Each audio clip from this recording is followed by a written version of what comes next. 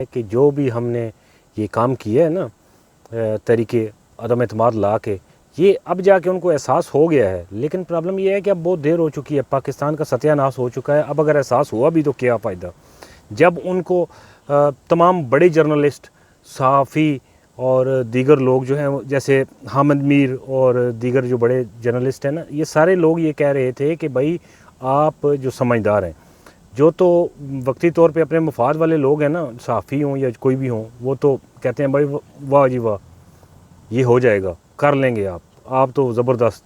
लेकिन जो अच्छे समझदार लोग होते हैं ना, उन्होंने उनको मशवरा दिया था कि मियाँ साहब आप ये अदम एतमाद की तहरीक ना लाएं, आपसे ये मुल्क नहीं संभाला जाएगा, बड़े गलत टाइम पे जो है वो आप इंटर हो रहे हैं।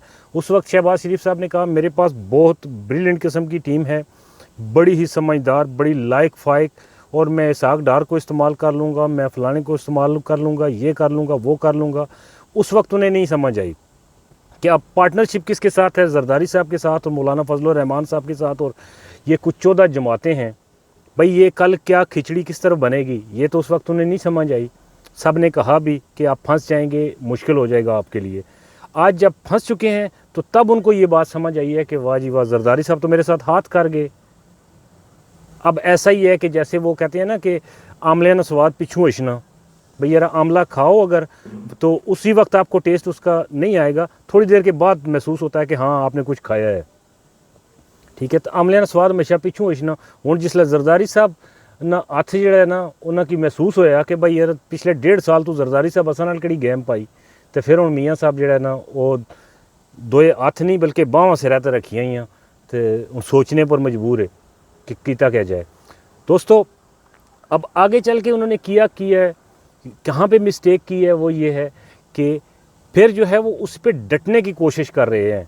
पिछले 1.5 साल से डटे हुए हैं और अब ये चाह रहे हैं कि ये इलेक्शन ही ना हो और किसी तरफ जमहूरियत वाली साइड पे ना किसी तरीके से ना जाया जाए, जितना भी डिले हो सके उसको किया जाए। अब डिले में ये हुआ है कि अदलिया के साथ उनका खड़ाक हो गया, डिले में ये हुआ है कि इदारे तबाह होते जा रहे हैं, डिले में ये हुआ है कि अवाम और पुलिस को आमने सामने कर दिया, अवाम और इस्टेब्लिशमेंट को आमने सामने कर दिया। डिले में ये हुआ है कि मुल्क के तमाम इदारे जो हैं ना वो इस वक्त एक दूसरे के ख़िलाफ़ ही समझने काम कर रहे हैं।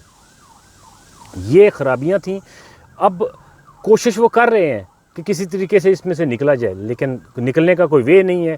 डिले चाहते हैं जितनी ज़्यादा, उतनी ज़्यादा जो है वो उनके ख़िलाफ़ बात जा रही है। इस मुल्क का वाहिद और बेहतरीन हल जो है ना वो सिर्फ़ और सिर्फ जमहूरियत में है, जमहूरी इलेक्शन में है। तमाम सियासी पार्टियों को मिलजुल कर इस पर बात करके आगे निकलना चाहिए। 5 साल के लिए जमहूरियत स्टेबल हो, अगले 5 साल के लिए नया बंदा आए, उसको आजमाया जाए। अगर तो वो कामयाब होते हैं तो ठीक है, नहीं तो अगले साल नेक्स्ट 5 साल के बाद जो है किसी और को चुन लिया जाए। इस तरह से शहबाज शरीफ साहब और या इनकी जो मैच्योर टीम है ना, और इसहाक डार साहब जो है वो 300 प्लस पे जो है वो डॉलर को ले जाके फिर वापस 285 पे लेके आते हैं और कहते हैं 30 रुपये का सस्ता कर दिया है। किधर से सस्ता किया है, क्या किया है? ओपन मार्केट में उसका रेट जो है वो 300 प्लस ही है, उस पर ही सेल हो रही है उसकी। तो आपने किधर से कर लिया है? आपने सिर्फ एक नोटिफिकेशन जारी किया है कि हम जो पेमेंट कर रहे हैं गवर्नमेंट के बैंक, वो जो है वो इस रेट पर इंटरनेशनल कंपनियों को अदायगी करेंगे। ठीक है, और ऊपर से इंटरनेशनल कंपनियां जो हैं उनके वो क्या कहते हैं कि नुकसान इतना ज़्यादा हो गया कि वो भी अब सोचने पे मजबूर हो गई हैं। सुजुकी जैसी कंपनी जो पाकिस्तान के अंदर 40 साल में इतनी मुश्किल वक्त में नहीं गई, अब वो कह रही है कि हम इतने मुश्किल तरीन वक्त में हैं कि हमें लगता ये है कि हमें मामला ठप करना पड़ेगा। शहबाज शरीफ की साहब की जो मौजूदा पोजीशन है ना, उस पर ज़रा सुनिएगा ये बात बड़ी ध्यान से।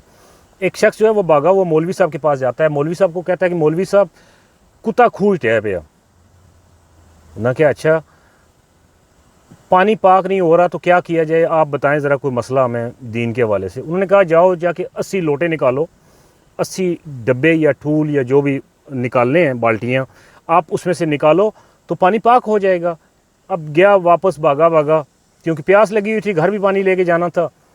80 लोटे निकालता है जी, 80 लोटे निकालता है, तो अब 81वां जो लोटा है ना उसके बाद पीने के लिए निकालता है, तो उसमें कुत्ते के बाल। फिर भागा मौलवी साहब के पास गया, कहता है मौलवी साहब 80 लोटे कढ़ चुके हैं, मेरा लक टुट गया। तो उस तो बाद जिसले पीने वास्ते पानी कढ़िया तो उसने कुत्ते ने बाल सन। उन्हें क्या वो ये गल दस नेक बख्ता बई कुत्ता भी विचू कढ़िया या कोई ना। आखिर नहीं कुत्ता तो नहीं कढ़िया। उन्हें आख्या लख दी लाना तेरे ते जा पहले कुत्ता कढ़ और फिर 80 लोटे कढ़ तो जाके पानी पाक हो सी। कुत्ता उत्थे ही पिया तो तू जो पानी पीने वास्ते चले आए, पहले कुत्ता तो कढ़ना से। अब प्रॉब्लम ये है कि ये कुत्ता जो है वो पानी के अंदर ही है। 80 लोटे चाहे आप जिस तरह से 160 निकाल लें, 320 निकाल लें, आप जितने मर्ज़ी लोटे निकालते जाएं, जो मर्ज़ी तरीक़ाकार कर लें, यहाँ से कभी भी 14 लोगों की या 15 लोगों की जमातें, मुख्तलिफ़ जहन, सोचें, मुख्तलिफ़ अपने अपने जो है वो मफादात, ये कहीं पे कोई खिचड़ी पकने का कोई चांस नहीं है। सिंपल वे यही है कि वापस जो है वो जमहूरियत की तरफ जाया जाए, इलेक्शन में जाया जाए और जो भी पार्टी मुंतखब होके आती है उसको वेलकम किया जाए, ताकि ये मुल्क किसी तरफ चले। मुल्क के अंदर जो इदारे हैं वो किस अपने अपनी हदूद में रह के कोई काम कर सकें, सबको काम करने दिया जाए। 2023 आ गया यार, कोई सोचो थोड़ा सा इस मुल्क के बारे में, इस मुल्क की बेहतरी के बारे में, वहाँ आइन और कानून की जो है वो अमलदारी के बारे में सोचो, जजेस को बेहतरीन तरीके से काम करने दो, और बाकी जो सरकारी इदारे हैं, यूनिवर्सिटीज़ हैं आपके यहाँ, जो मेडिकल की फैसिलिटीज़ हैं, देख लें कितनी बुरी हैं पूरे पाकिस्तान में, स्पेशली सिंध के अंदर जहाँ बिलावल साहब को वज़ीर आज़म बनाने की अब कोशिश की जा रही है ना, वो देख लें कि उनकी सिचुएशन क्या है। वहाँ पे ड्रिपें जो हैं वो दरख्तों के साथ लटकाई जा रही हैं। इस मुल्क को आगे लेके जाएं, सारे मिल के बैठें, जमहूरियत ही इसका वाहिद हल है। ये कुत्ता जब तक निकालेंगे नहीं और मुकम्मल तौर पर पानी को जो है वो उससे पाक नहीं करेंगे, फिर उसके बाद लोटे निकालेंगे तो पानी पाक हो जाएगा। ये कुत्ता उधर ही डाल के आप लोग जो उधर ही पड़ा हुआ है और आप कह रहे हैं कि पानी पाक हो जाए, ये मुमकिन नहीं है। फ़ी अमान अल्लाह, दुआओं में याद रखिएगा जी।